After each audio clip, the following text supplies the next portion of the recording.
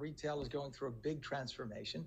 While online shopping still, of course, dominates for quick purchases, many brands are rethinking the physical stores, turning them into places where customers can spend time and sort of experience a brand. It's called experiential retail. And instead of just racks and racks of clothing and somebody coming up to you going, yeah, that dress looks good on you. Yeah, buy that. Stores are now offering everything from cafes and wellness spaces to live events and interactive technology, all to give shoppers something they cannot get online.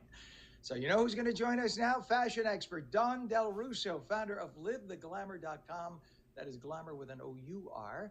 And she's here this morning. Good morning, Dawn. You like my clerk impersonation? That's so rude. I love it. It's perfect. You want a size 16? We don't got it. Lose some freaking weight. I mean, I'm just saying, that's it's true, right? It's funny because it is like, there's that stereotype for sure in the stores. But we are talking about yeah, they're getting people back in. This is a brilliant idea. So what used to be boutique-y is now getting bigger, right? It's not just for the fancy schmancy shops on Rodeo Drive.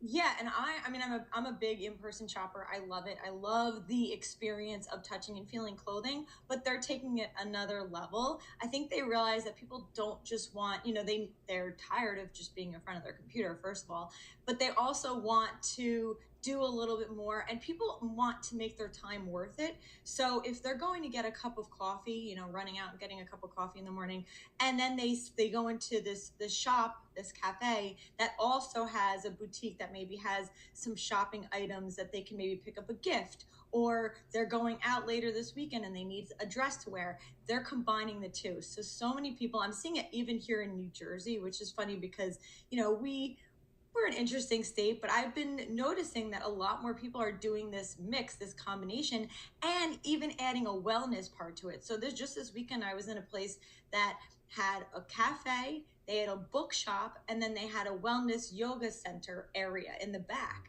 So you're able to walk in the morning, get your cup of coffee, do your yoga class, and then, set up your computer for a few hours and even do work from there. So I thought it was a very interesting space.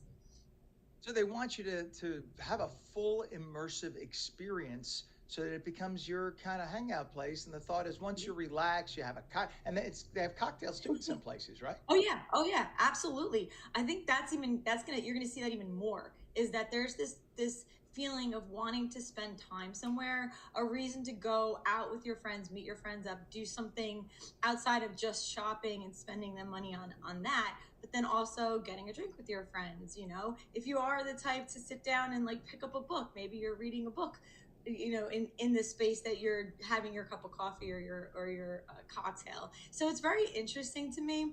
They're also doing a lot of these partnerships and collaborations. So not only is it where they have these spaces that do multiple things, but if they are just a boutique, they're bringing in people that can collaborate with them and do other activities. It's funny because we're seeing they're doing like crafting and different things like that to get people into their space, and it does get people to shop more too. I mean, do they have things like massage chairs and stuff for like 5-minute massages? And no, for real, because I know. No. Yeah, I've seen that. I've seen like mini facial type of things that they do, whether they bring someone in because they don't have that every day in their space, so they're doing that, and it complements the person. Maybe someone doesn't have a space to do that. They're a massage therapist and they do want to come in and do mini facials. They set these services up, and it's like a compliment to their client coming in, but then also a way to like expand and get to know somebody a little bit more. Yeah, if you're a new massage therapist in a community and you want to pass out cards, there's no better way. You're gonna encounter, you give out 50 free 5-minute massages or 10-minute massages. You give them your card, you're gonna get back a 10, 15, 20% return for something like that. So they're now combining.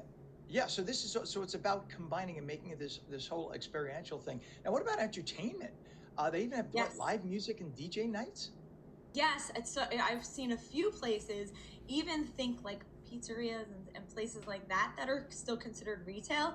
They're making these fun, active nights where they bring in a DJ. Now the DJ gets known, keeps people there, they're eating, they're drinking, but they're also, it's going back almost, we used to have stuff like this, and we're bringing a little bit bit of that back. I don't think people may know that. It seems new, and we're calling it, experiential. So that's like a new term. But really, we've had these nights where you have live jazz music at a restaurant, or you have a DJ, and then you also have it mixed in with that eating environment. So that had existed before, but now we're just calling it something different and making it a little bit more fun and interesting. Same with bringing that into boutiques and shopping spaces as well. The music, just, I think it invites people in. It makes it feel like a more comfortable space, and people do want to linger and stay a little bit longer.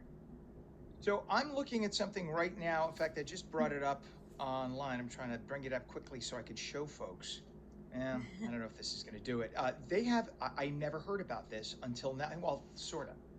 So these are AR mirrors. Oh So yes, these are mirrors. So that so what mhm. do you pick an item of clothing, stand in front of the mirror, and it dresses you?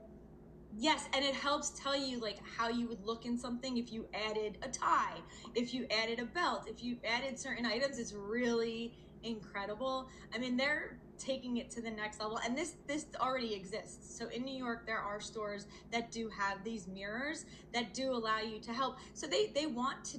I mean, obviously they want to sell items, but they want to get people in. And if it can help you put together or style an outfit or come up with a new idea, that's what they're trying to do. The AI, it's really incredible how they've brought this That to another level, and made it somewhat easier, I guess, for people to shop and look for items they maybe would never typically put on. I love it. On New Jersey fashion expert Dawn Del Russo, founder of livetheglamour.com. That's a glamour with an OUR. Thank you, Dawn, for coming on this morning. Thanks, Ken.